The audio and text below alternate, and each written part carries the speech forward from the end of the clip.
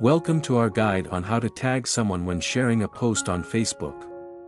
Whether you post a photo, video, or status update, tagging friends adds a personal touch. Let's dive in. Step 1. Compose your article. Open the Facebook app or website. Create your share, status, photo or video. As usual. Step 2. Tagging process. Enter the @ symbol followed by the first few letters of the person's name you want to tag. Facebook will suggest names based on what you entered. Step 3. Choose the right person from the list. Complete your post or comment. Step 4.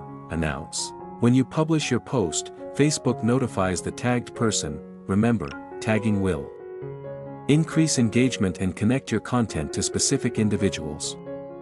Wish you use Facebook effectively and happily. We will always accompany you with tech tips videos like this. Like and subscribe to support us. Thanks for watching.